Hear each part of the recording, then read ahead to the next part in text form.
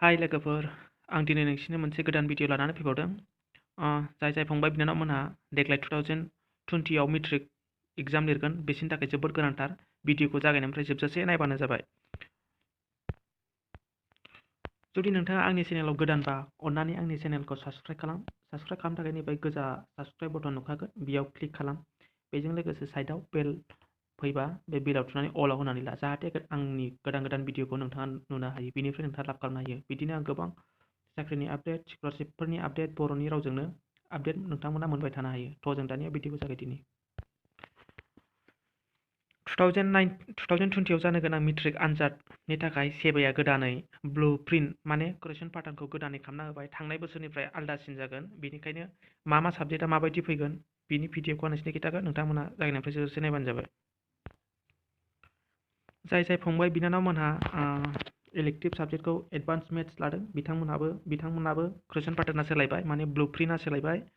नोंथांमोना बेखौ नायनो हागोन। सेट्सनिफ्राय नै अबजेक्टिभ टाइप 1 चेप्टारनिफ्राय 2 नाम्बारनि होगोन, बेखौ नोंथांमोना नायदो बोरै। दानिया जों मेथ्सनि ब्लु प्रिन्ट एबा कुइसन पेटार्नाबो देग्लाय सोलायबाय, सिगां बोसोरनिफ्राय आलादा जाबाय। नै number system real numbers chapter 1आव नै अबजेक्टिभ माल्टि चइस कुइसन 1 नम्बरनि थागोन, माल्टि चइस आरो मोननै थागोन। बिनिफ्रायनो सर्ट एन्सार 3 नाम्बारनि मोनसे थागोन। टटेल 5 नाम्बारनि फार्स्ट चेप्टारनिफ्रायनो 5 नाम्बारनि थागोन। नोंथांमोना बेखौ मोजाङै नाय। आं भिडिअनि डिसक्रिपसनाव PDF नि लिंकखौ होगोन, बेखौ डाउनलड खालामनानै नायबानो जाबाय। 2018निखौबो होखागोन। नोंथांमोना मोजाङै डाउनलड खालामनानै नायदो। नै जेनेरेल साइन्सनिफ्रायबो कुइसन पेटार्नखौ सोलायबाय, सिगां आलादामोन।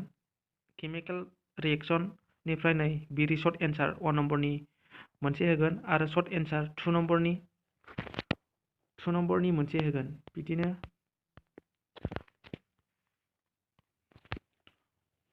ससियेल साइन्सआबो नै सिगां बोसोरनि 2018नि कुइसन पेटार्न एबा ब्लु प्रिन्टआ आलादामोन आरो देग्लाय 2020आव जानो गोनां सिलेबास एबा बिनि कुइसन पेटार्न बेसेबां चेप्टाराव बेसेबांनि मार्क फैगोन बे आलादा खालामबाय। नै बेयाव इउनिट 1आव दं जाहैबाय इण्डियान पार्टिशन अफ बेंगल जुडिसि मुभमेन्ट। बेयाव नै सर्ट एन्सारनि 3 नम्बरनि मोनसे फैगोन, बेयाव होनाय दंजोबखायो नै। आरो बेयाव नै सर्ट एन्सार 3नि मोनसे फैबावगोन, टटेल नाम्बार 6नि फैगोन। आरो सेकेन्ड चेप्टाराव दं नै rise of Gandhi and freedom movement of India. Multiple choice question माने अबजेक्टिभ मोनब्रै सोंथि होनाय थागोन, बिनि मोनसेयाल' थार, बिदि मोनसे बासिनाय फैगोन। आरो नै सर्ट एन्सार 2 नम्बरनि मोनसे फैबावगोन आरो नै 4 नम्बरनि लं एन्सार 4 नम्बरनि मोनसे फैगोन, टटेल नाम्बार 7 फैगोन बिनिफ्राय। बिदिनो नै नोंथांमोना नायनो हागोन।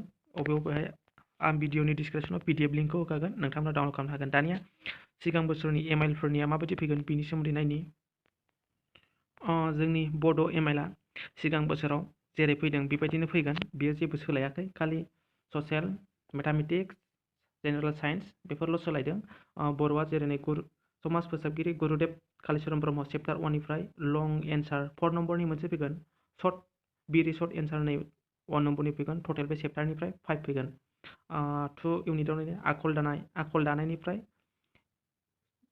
सर्ट एन्सार 1 नम्बरनि फैगोन, बिरि सर्ट एन्सार बेयाव 2 मोननै होगोन, बेयाव 1 नम्बरनि बे चेप्टारनिफ्राय आखल दानायनिफ्राय। आरो नै अबजेक्टिभ बेयाव मोनसे होगोन, टटेल बिनिफ्रायबो 5 होगोन। 3 चेप्टाराव दं नै बर' महर सोरजिनि बाख्रि, बेयाव लं टाइपनिफ्राय गैया। सर्ट एन्साराव 2 नम्बरनि मोनसे होगोन आरो बिरि सर्ट मोनसे होगोन, बिनिफ्राय अबजेक्टिभ मोनसे होगोन आरो सर्ट एन्सार बेयाव आरो मोनसे होगोन, टटेल नाम्बार 5नि होगोन। बिदिनो नै नोंथांमोना बेखौ नायनो हागोन। आं भिडिअनि डिसक्रिपसनाव PDF-नि लिंकखौ होखागोन। आरो ग्रामारनिफ्राय मा फैगोन नै बेखौ नायदिनि। रावखान्थि, बाथ्रा फावनिफ्राय मोनसे फैगोन, लं एन्सार मोनसेल' फैगोन, जायखिया मोननै मोनथाम अपसन होगोन, बेखौ मोनसेल' लिरनांगोन। गराय नुबा सिं बायो, सिखा गोदाना दानथाम, हिनजाव गोदाना दानथाम, बेफोरबायदि। आरो नै बाथ्रा दानायाव 1 नम्बरनि मोनबा फैगोन, टटेल नाम्बार 5। सानरायनिफ्राय नै 10 नम्बरनि खनसेनो फैगोन, बियो सानरायनिफ्राय 10 नम्बरनि मोनसेल' फैगोन, 10 नाम्बार।